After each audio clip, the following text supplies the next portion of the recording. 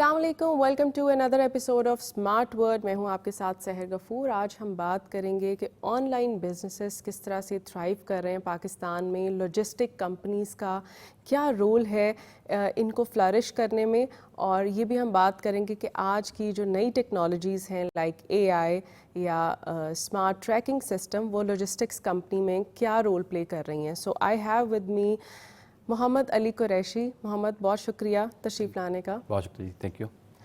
Mohammad Ali Qureshi is an expert in logistics and e commerce. तो इनसे बातचीत करते हैं, लेकिन पहले एक वीडियो पैकेज देखें।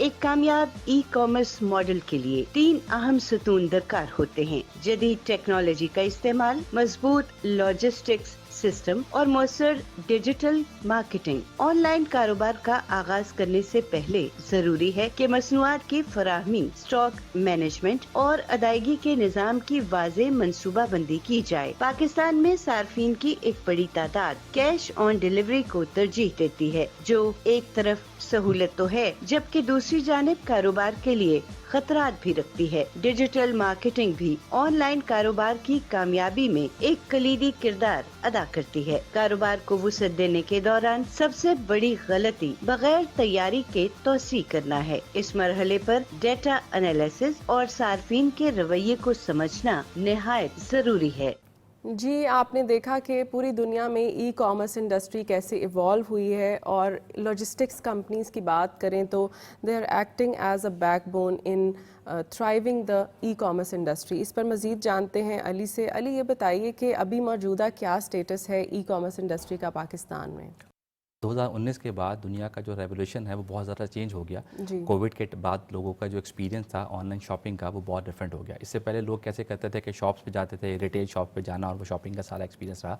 लेकिन इस टाइम में लोग बाउंड हो गए कि उन्हें घर में रहना था और घर में रह के एनवायरनमेंट के मुताबिक शॉपिंग एक्सपीरियंस को फैसिलिटेट करवाना था। वहाँ से ई कॉमर्स का रिवाइवल एक्चुअली स्टार्ट हुआ, और पाकिस्तान जैसे मुल्क में जहाँ पे हमेशा से शॉप्स का बड़ा सारा बिजनेस का एक हमेशा से एक्सपीरियंस रहा, लोग शॉप्स पे जाके शॉपिंग करते थे, तो उस वक्त से हमने देखा कि पाकिस्तान में बहुत ज़्यादा रेवोल्यूशन चेंज आया। लोगों ने अपना जो शॉपिंग एक्सपीरियंस था उसको चेंज कर दिया। वो घर से बैठ के वेबसाइट्स के थ्रू, पेजेस के थ्रू वो चीज़ों को वहाँ पे ऑर्डर करना शुरू हो गए, ऑर्डर ऑनलाइन घर आना शुरू हो गए। तो वो एक टर्निंग पॉइंट था जहाँ पे लॉजिस्टिक कंपनीज ने भी बहुत ज़्यादा अपने आप को एक्सपेंड किया, और जो एंड कस्टमर था, एंड यूज़र था, उसने भी अपने एक्सपीरियंस को बहुत ज़्यादा रेवोल्यूट किया और उन्होंने इन तमाम चीज़ों को कनेक्ट किया। उसी टाइम पे लॉजिस्टिक कंपनीज में भी बहुत ज़्यादा एक चेंज आया। बहुत सारी नई कंपनीज आपके सामने मार्केट में आपने देखी होंगी कि जो डेवलप हुई, जिन्होंने अपना काम स्टार्ट किया। और वो आने की वजह ये थी कि चूँकि जो एक्सपीरियंस पहले कस्टमर कर चुका था, ये वाला एक्सपीरियंस की रिक्वायरमेंट बहुत ज़्यादा थी। इसमें बहुत ज़्यादा लॉजिस्टिक कंपनी की ज़रूरत थी, जो कि आज के दिन में भी हम 2025 में बैठे हैं, 5 साल इस पूरे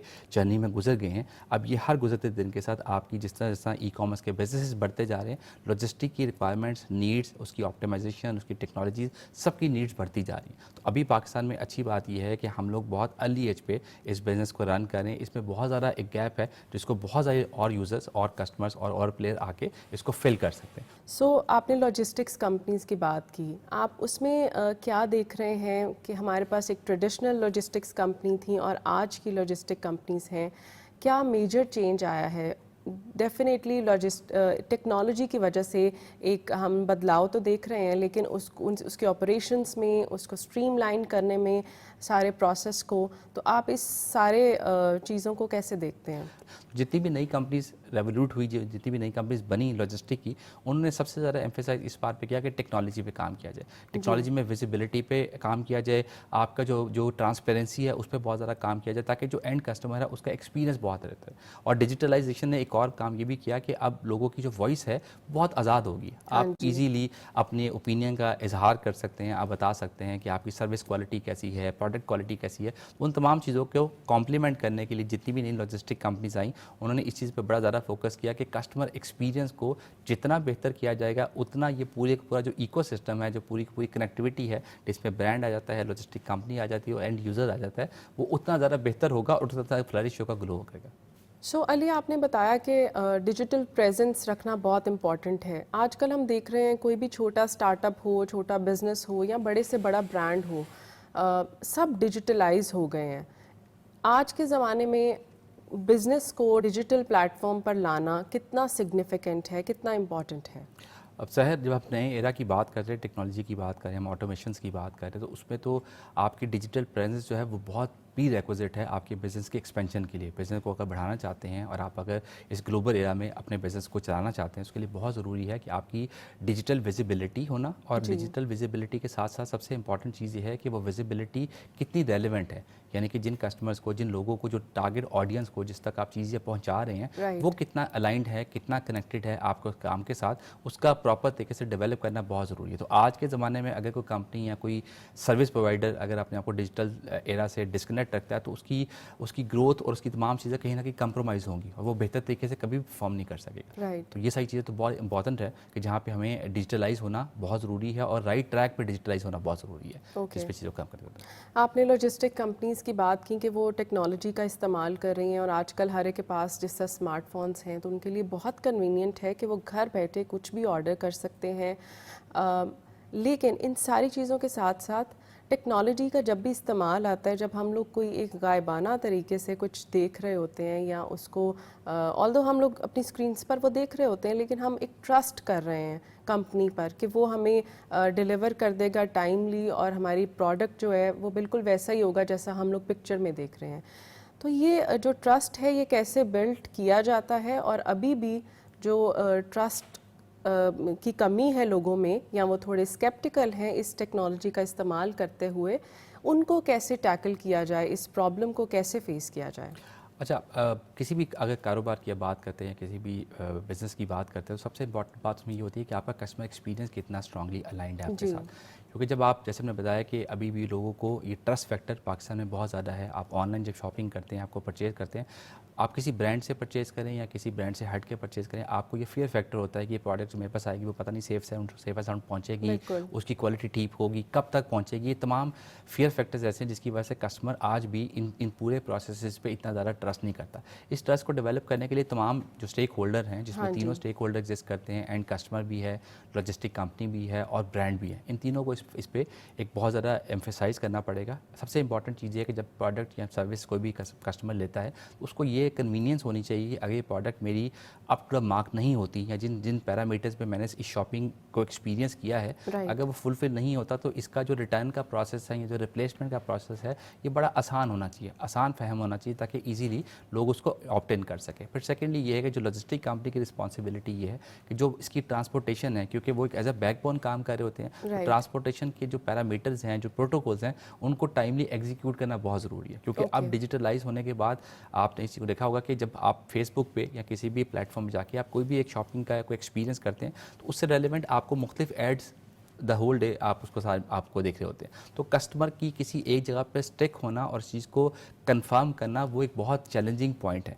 इसलिए जितना इस प्रोसेस को मिनिमाइज़ किया जाएगा, जितना इसको कनेक्टेड रखा जाएगा, उतना ही एक्सपीरियंस ऑटोमेटिकली बेहतर होता जाएगा। आप कस्टमर को ये फैसिलिटी दें कि अगर प्रोडक्ट आप परचेज़ कर रहे हैं, आपके घर तक पहुंच रही है और आपको प्रोडक्ट में कोई इशू है, कोई प्रॉब्लम है, तो आप उसको ईजिली हमारे थ्रू प्रोसेस करवा के इसको आप वापस भी कर सकते हैं, इसको रिप्लेस भी कर सकते हैं। और फिर उससे ये होगा कि कस्टमर का एक एक्सपीरियंस ट्रस्ट ऑटोमेटिकली बिल्ड होना शुरू हो जाएगा। अब आज भी देखें, हम मेजॉरिटी बात करते हैं तो वो कैश ऑन डिलीवरी की बात करते हैं। हम आज भी बैंकिंग ट्रांसफ़र पे इतना ज़्यादा एम्फेसाइज नहीं करते। रीज़न बिहाइंड क्योंकि कस्टमर के जहन में अनसर्टेनिटी बहुत ज़्यादा है। उसको लगता है कि ये मैं एक बहुत बड़ी हैसल में जाने लगा तो मेरे मुश्किल होगा। लेकिन अगर आप ये स्टेप बाय स्टेप तमाम स्टेक होल्डर अपनी कंट्रीब्यूशन ऐड करते जाएंगे तो ऑटोमेटिकली ट्रस्ट फैक्टर भी बेहतर होता जाएगा और आपके जो बाकी प्रोसेस है वो भी बड़े फास्ट मूविंग होते हैं। लॉजिस्टिक्स कंपनीज किस तरह से काम करती हैं बिजनेसेस के साथ, स्मॉल बिजनेसेस के साथ भी और वो वाले बिजनेस जो ऑलरेडी एग्जिस्ट करते हैं, ये जो फ्यूजन है ये किस तरह पॉसिबल होता है? लॉजिस्टिक का जो मेन कंसर्न है वो as a backbone, as a supply chain facilitator के तौर पर काम कर रहे होते हैं। तो वो तो अब अल्टीमेटली रिक्वायरमेंट है। अब जो पहले वाला एक एरा था जहाँ पे बहुत ज़्यादा कॉम्प्लिकेटेड था, एक स्पेसिफिक बिजनेस ही शायद कोरियर की सर्विसेज को एंजॉय कर सकता था। अब चूँकि इसमें बहुत सारा एक एड ऑन हो गया है, बहुत सारी नई कंपनीज पाकिस्तान में डेवलप हो गई हैं जिसकी वजह से चीज़ें आसान हो गई हैं, कन्वीनियंट हो गई हैं। तो अब जो है वो जैसे हम डिजिटलाइजेशन की बात करें तो अब पेपर वर्क या वो डॉक्यूमेंटेशन वो तमाम चीज़ें हैं वो कहीं काफ़ी हद तक सरपास हो चुकी हुई हैं। अब जितना भी कम्युनिकेशन चैनल होता है वो तमाम डिजिटल होता है। तो डिजिटल में ये फैसिलिटी अवेलेबल होती है कि जहाँ पे यूज़र ऑनलाइन अपना अकाउंट क्रिएट करता है, अपनी सारी इन्फॉर्मेशन को लेता है, उन तमाम इन्फॉर्मेशन को अपने जो भी प्लेटफॉर्म है जिसके थ्रू वो सेल करना चाहता है उसके साथ को बाइंड कर देता है, कनेक्ट कर देता है और अपनी सर्विस को स्टार्ट कर देता है। तो अब लॉजिस्टिक कंपनी की जो वाइबिलिटी है, उसकी access for the end user वो लिमिटाइज नहीं रही। अब वो किसी एक स्पेसिफिक बिजनेस के लिए, एक छोटे स्केल के बिजनेस के लिए भी है, वो एसएमई के लिए भी इक्विवेलेंट है, और वो हाई स्केल जो बिजनेस है, जो बड़े रिटेलर हैं, उनके लिए भी उसी फैसिलिटीज़ में अवेलेबल है। लेकिन वो सेगमेंट्स चूँकि डिफरेंट ऐसा हो जाते हैं कि जो बिजनेस का जो वॉल्यूम है, जो क्वांटम है, वो आगे ऑपरेशनल कैपेबिलिटी में शायद कहीं पे उसका थोड़ा डिफरेंस आ रहा हो, अदरवाइज वो बहुत ईजी है और कन्वीनियंट है जिसके थ्रू कोरियर कंपनी को इंगेज किया जा सकता है। मज़ीद इसको ब्रेक डाउन करते हैं अली, कि अगर किसी का स्टार्टअप है और वो बहुत ही लो बजट में उसने वो क्रिएट किया है, अब वो किस तरह से लॉजिस्टिक कंपनीज़ को अप्रोच कर सकता है? क्या उसके लिए अफोर्डेबल होगा? बिकॉज़ जब आप एक बिज़नेस को लेकर चल रहे हैं तो आपको उसकी कॉस्ट इफ़ेक्टिवनेस का भी ख्याल करना है और ऑपरेशन को स्ट्रीमलाइन भी बनाना है। कैश ऑन डिलीवरी तो एक चीज़ है, आपने बताया दैट इज़ वेरी प्रेवलेंट आजकल के दौर में, लेकिन टाइमली आपका प्रोडक्ट लोगों तक पहुंच जाए, इसको यकीनी बनाने की ज़रूरत है। तो वो कैसे एक नया बिज़नेस इनिशिएटर इन पर्क्स को एंजॉय कर सकता है? अच्छा, इसमें एक चीज़ तो बड़ी क्लियर है कि जब कोई स्टार्टअप एंटरप्रेन्योर अपना काम शुरू करता है तो उसको कुछ चैलेंजेस तो होते हैं, जिसमें लॉजिस्टिक कंपनी की कॉस्टिंग, उसकी सारा एग्जीक्यूशनल प्लान, वो थोड़ा सा उसको कॉप अप करने में कुछ थोड़ा टाइम लगता है, जहाँ पे चीज़ों को अलाइन करता है। लेकिन जो बिज़नेस ग्रो करता है, बिज़नेस स्केल पे आता है, तो उसकी प्राइसिंग स्ट्रक्चर, उसकी तमाम चीज़ें कहीं ना कहीं उसको एक रीजनेबल फैक्टर में नजर आना शुरू हो जाती हैं। स्टार्टिंग में एक डिफ़िकल्ट टाइम होता है, और एंटरप्रेन्योर्स का हमेशा एक चीज़ होती है कि जब पाकिस्तान में अगर हम बात करें एंटरप्रेन्योर की जर्नी की, तो उसमें सबसे इंपॉर्टेंट बात होती है कि जो बिज़नेस आप स्टार्ट करने लगे हैं उसकी वाइबिलिटी बनाना बहुत ज़रूरी है। आप जब उसकी कॉस्टिंग पे काम कर रहे हैं, आप उसकी प्राइसिंग पे काम कर रहे हैं, प्रोडक्ट की सोर्सिंग पे बात कर रहे हैं, तो आपको खुद ये इंगेज करना है, आपकी प्रोडक्ट की टारगेट ऑडियंस कहाँ पे है, क्या आपने सिर्फ सिटी के अंदर काम करना है या आपने पूरे पाकिस्तान में काम करना है। उसके मुताबिक आपको फिर कोरियर कंपनी को चूज़ करना चाहिए, और कोरियर कंपनी की सर्विसेज को एवेल्युएट करना बहुत ज़रूरी है कि जब जिस पे आप इन्वेस्ट कर रहे हैं, जिस पे आप अपना पैसा खर्च कर रहे हैं, वो कंपनी आपको क्या उस क्वालिटी की सर्विसेज दे रही है कि नहीं दे रही, आपका एंड कस्टमर जो है वो कहीं सफ़र तो नहीं कर रहा, उसका एक्सपीरियंस ख़राब तो नहीं हो रहा। तो उसकी कॉस्टिंग फैक्टर है, बिल्कुल है, लेकिन ये कि उसको अगर इन तमाम चीज़ों में ऑप्टिमाइज़ कर लेते हैं, अपनी रिक्वायरमेंट के मुताबिक उसको एडजस्ट करते हैं, तो बहुत सारी कंपनीज अब पाकिस्तान में अवेलेबल हैं जो कि बहुत अच्छी सर्विसेज दे रही हैं और अप टू द मार्क दे रही हैं as required from your side कि क्या बिज़नेस की रिक्वायरमेंट है और कैसे बिज़नेस को लेकर चलना चाह रहे हैं। राइट, हम अपनी कॉन्वर्सेशन जारी रखते हैं एक छोटी सी ब्रेक के बाद। मिलते हैं एक ब्रेक के बाद।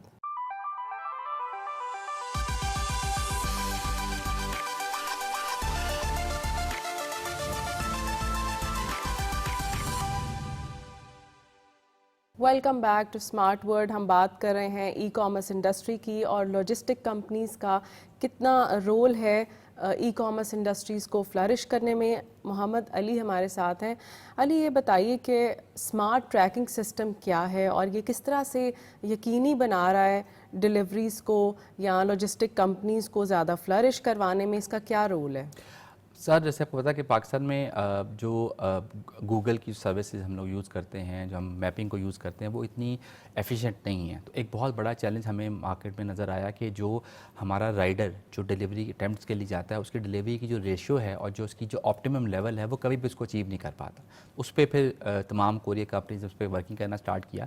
तो अब जो हमारी जो नई रेवोल्यूशन है, जो नई प्रोडक्ट लाइन है, उसमें हम कुछ ऐसी सर्विसेज पे काम कर रहे हैं कि जहाँ पे हम उसका रूट मैप प्लान बना रहे हैं, जिसमें सुबह जब हम उसको पैकेट असाइन करते हैं, उसको स्कैन करता है अपनी वो डिवाइस के थ्रू, तो उसी वक्त उसका पूरा का पूरा रूट मैप जो है वो डिफ़ाइन हो जाएगा, जिसमें गूगल पे उसको पता लगेगा कि कहाँ पे जाके मैंने कौन सा पैकेट डिलीवर करना और कौन सा रूट वो अडॉप्ट करेगा। अब हम जो नई प्रोडक्ट लाइन पे काम कर रहे हैं वो ये कह रहे हैं कि हमारा एक तो मैप हम बनाएं, उस पर हम गूगल का पूरा ऑप्टिमाइज़ करें, उसका ट्रैक पूरा ऑप्टिमाइज़ करें, और सेकेंडली ये करें कि जहाँ जहाँ वो डिलीवरी करता जा रहा है, जिस जगह पर उसने डिलीवरी की है, जहाँ पर उसने अटैम्प्ट किया है, जब वो उसको फाइनल एक डिसीजन जब सिस्टम में लगाता है कि मैं यहाँ पे पार्सल डिलीवर कर चुका हूँ या यहाँ पे कस्टमर अवेलेबल नहीं है, जब ये स्टेटस लगाए तो उसी वक्त उसकी भी लोकेशन को भी हम फैच कर लें, ताकि जो सपोर्ट स्टाफ है, जो ग्राउंड स्टाफ है, उसको भी ऑप्टिमाइज़ किया जा सके और जो उसका पूरा जो ट्रैक है उसको भी ज़्यादा बेहतर तरीके से डेवलप किया जा सके। तो उसके लिए इस पर बहुत ज़्यादा एम्फेसाइज़ किया जा रहा है, बहुत ज़्यादा डेवलपमेंट की जा रही है, ताकि इस चीज़ को ईजी गोइंग बनाया जाए और हर वो बंदा जो इस इंडस्ट्री में आके या ग्राउंड स्टाफ में कहीं काम करना चाहता है तो उसके लिए कोई बहुत ट्रबलसम, कोई डिफिकल्ट चीज़ ना हो और वो इसको मैनेज कर सके। राइट।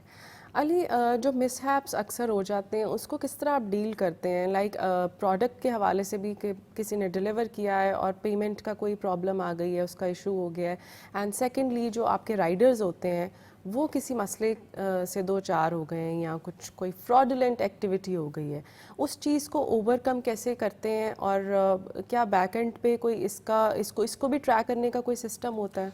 सर अभी जो मार्केट की जो स्टैंडर्ड्स हैं जिस पे सारा काम अभी चल रहा है उसमें ये है कि हम जो भी पार्सल की डिलीवरी की पूरी जो हम एक सप्लाई चेन डेवलप करते हैं, उसका पूरा जो इकोसिस्टम डेवलप करते हैं, उसमें एक मसला ये आता है कि जैसे मैंने आपको बताया कि बड़े शहरों में जो ग्राउंड स्टाफ है, जो राइडर है, उसके बाद शाम के वक्त एक अच्छा खासा एक कैश होता है जिसको वो कैरी करके अपने हेडक्वार्टर में आके रिपोर्ट करता है। उस चीज़ में वो जब इस तमाम एक्टिविटी में होता है तो वो दो तरह के काम होते हैं। कुछ जगहों पे जो ग्राउंड स्टाफ होता है वो भी कुछ चीज़ों में इन्वॉल्व होता है क्योंकि बहुत बड़ी हैंडसम कैश अवेलेबल है उसके पास, वो कहीं ना कहीं मिसहैप हो सकता है। और सेकेंडली ये है कि जो जहाँ पर डिलीवरी अटैम्प्ट की गई है वहाँ पर भी कई दफ़ा इस तरह के हमारे साथ इंसिडेंट हो जाते हैं। अब इस पर जो नई डेवलपमेंट्स हो रही हैं, बहुत सारी कोरियर कंपनीज काम कर रही है, वो ये कर रही हैं कि जो कैश है उसको फौरी तौर पर बर्न किया जाए। बर्न करने का मतलब ये है कि जब कैश की एक ख़ास लिमिट किसी भी राइडर के पास एग्जिस्ट होती है तो वो उसके लिए ये कंपलसरी होता है कि किसी भी नियरेस्ट वो शॉप पे जाके वहाँ पे डिफरेंट बैंक्स की सर्विसेज देते हैं, वो कनेक्ट करके अपनी पेमेंट को वहाँ पे जमा करवाता है और फिर नेक्स्ट उसका रूट डेवलप होता है। उसका फ़ायदा होता है कि जो कैश की जो रिस्क फैक्टर है वो काफ़ी हद तक मिनिमाइज होता है। अभी मैंने जैसे बताया कि अभी हम बहुत अर्ली एज पे हैं, अभी हम इस इंडस्ट्री को डेवलप कर रहे हैं, अभी हमें बहुत से प्रोसीजर्स बनाने हैं, बहुत सी चीज़ों को डेवलप करना है। उससे ये होगा कि आपकी जो ये पूरी जो सिक्योरिटी चेन है ये बहुत ज़्यादा बेहतर होती जाएगी। तो अभी तो चैलेंजेस बहुत ज़्यादा हैं और हम इसके साथ ही चीज़ों को डेवलप करते जा रहे हैं कि कैसे बेहतर किया जा सकता है। फ्यूचर टेक्नोलॉजीज़ की अगर बात करें, हम कुछ फ्यूचर ट्रेंड्स भी देख रहे हैं। जिस तरह ड्रोन डिलीवरीज़ का कॉन्सेप्ट है, हमने बाकी जिस तरह चाइना के मुल्क में, सिंगापुर में ये काफ़ी अभी इनिशिएट हुआ है, काफ़ी कंपनीज़ इसको ऑप्ट कर रही हैं। पाकिस्तान में आप क्या देखते हैं? बहुत सारे ऐसे प्रोडक्ट्स होते हैं जो आपको इंस्टेंटली चाहिए होते हैं, बहुत जल्दी चाहिए होते हैं। मेडिसिन की अगर बात करें और फूड की अगर बात करें तो वो अगर जितना फ्रेश होगा और आप तक पहुंच जाएगा, कस्टमर उसको वैसे ही उतना अच्छे तरीके से इंजॉय कर सकता है।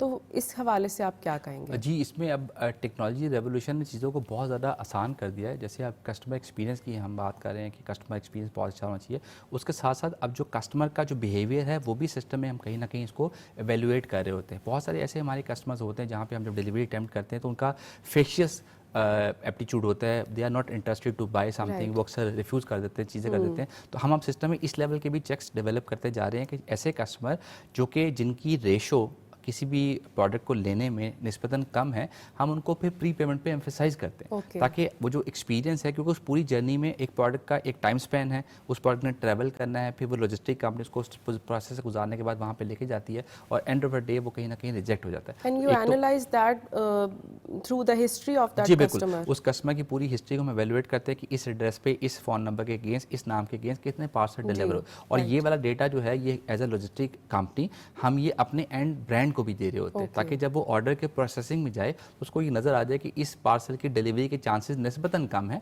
इस पर जो प्रिकॉशनरी मेजर्स लिए जा सकते हैं वो लें।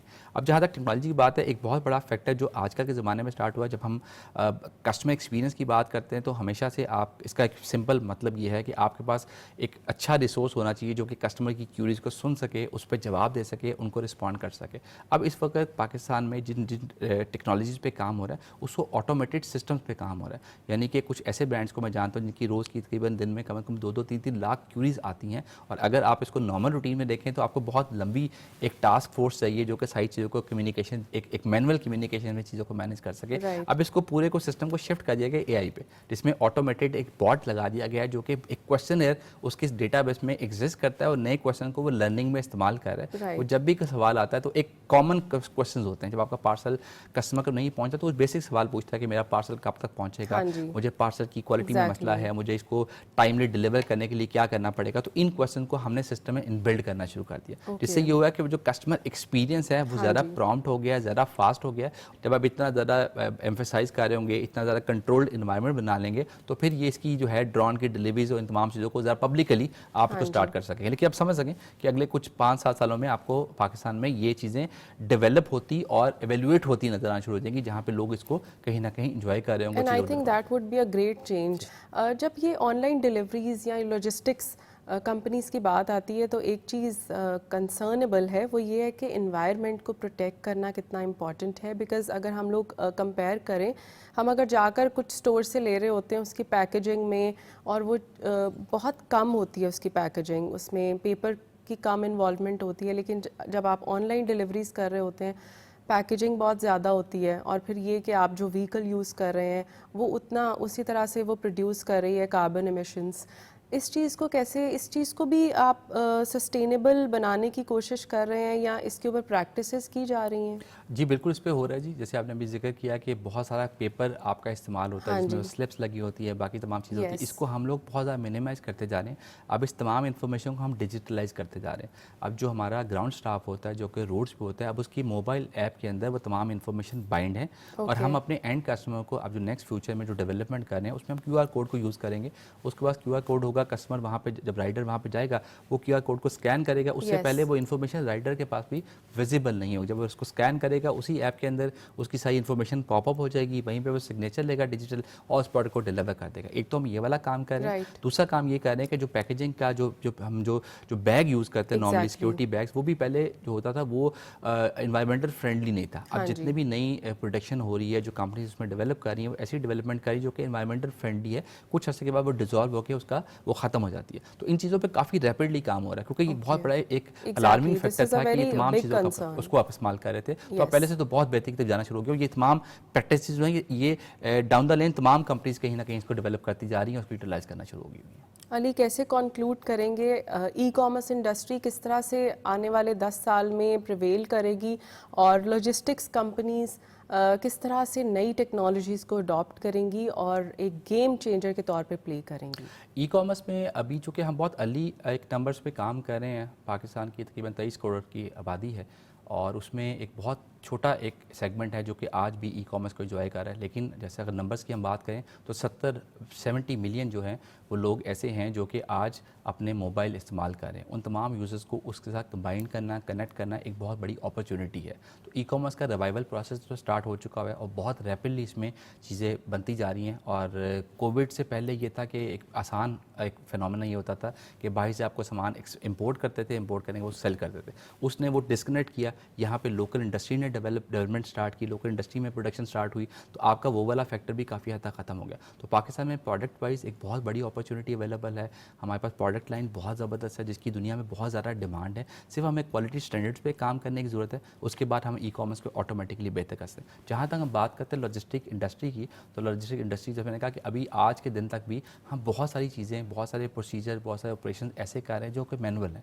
हमें इसको ऑटोमेट करने की ज़रूरत है। हमें अपना जो पूरी जर्नी है इसको विजिबल बनाना और ट्रांसपेरेंट बनाना बहुत ज़्यादा ज़रूरी है। उस पर काम हो रहा है। अगर मैं इसको फोर्सी करूँ तो नेक्स्ट 5 to 10 ईयर में पाकिस्तान में और ग्लोबली जो ई कॉमर्स का जो रिवाइवल है वो बहुत ज़्यादा बूम पे होगा, बहुत ज़्यादा उसका कोई इम्पैक्ट आ रहा होगा। और सबसे अच्छी बात यह कि पाकिस्तान जो कि अभी बहुत अर्ली सेगमेंट्स पे काम करे, तो ग्लोबल इंटरेस्ट पाकिस्तान की एनवायरनमेंट पे, यहाँ पे इकॉनमी में इन्वेस्टमेंट में बहुत ज़्यादा है। बहुत सारे बड़े प्लेयर्स हैं यहाँ पे इन्वेस्टमेंट की, सीड फंडिंग्स आ रही हैं, यहाँ पे स्टार्टअप्स को बहुत ज़्यादा बेनिफिट होता है। रीज़न बिहाइंड क्योंकि यहाँ पे जो आपकी ऑपरेशनल कॉस्ट है वो बहुत रीज़नेबल है, बहुत कम है, क्योंकि हम थर्ड वर्ल्ड कंट्री में कहीं बैठे हुए, तो हमें ये एडवांटेज भी है कि इस बेस पे हम बहुत बेहतर तरीके से अपने बिजनेस को फ्लरिश भी कर सकते हैं। ना सिर्फ लोकल बल्कि इंटरनेशनल प्लेटफॉर्म पे भी जाने का फ़ायदा ये होगा कि हमारी प्रोडक्शन कॉस्ट बहुत मिनिमल है। हम बहुत मिनिमल लेवल पे अपनी सर्विसेज भी सेल कर रहे हैं, हम प्रोडक्ट्स भी बना रहे हैं। जब आपको ग्लोबल स्टैंडर्ड्स पे लेके जाते हैं तो मार्जिन्स बहुत अच्छे हैं और उसमें आप अच्छे तरीके से कम्पीट कर सकते हैं। Thank you so much Ali, आपने बहुत ही वंडरफुल इंसाइट्स शेयर की लॉजिस्टिक्स कंपनी के हवाले से, ई कॉमर्स इंडस्ट्री के हवाले से भी, कि कैसे हम क्या एक्सपेक्ट कर रहे हैं इस इंडस्ट्री में, कौन सी टेक्नोलॉजीज़ आने वाली हैं। जी, आपने देखा कि ई कॉमर्स इंडस्ट्री पाकिस्तान में किस तरह तेज़ी से फ्लरिश कर रही है, और लॉजिस्टिक्स कंपनीज़ जिसको हम बैकबोन कहते हैं ई कॉमर्स इंडस्ट्रीज़ का, किस तरह से इंटीग्रेट कर रही हैं एआई को, टेक्नोलॉजी को, स्मार्ट ट्रैकिंग सिस्टम क्या रोल प्ले कर रहा है और कितना स्मार्टली ऑर्गेनाइज कर रहा है तमाम ऑपरेशंस को। तो अगले हफ्ते फिर मिलते हैं एक नए गेस्ट और एक नए टॉपिक के साथ। सोशल मीडिया हैंडल्स आप देख रहे होंगे, आप अपना फीडबैक शेयर कर सकते हैं, कोई टॉपिक भी मुतारिफ़ करवा सकते हैं। मिलते हैं नेक्स्ट वीक। अल्लाह हाफ़िज़।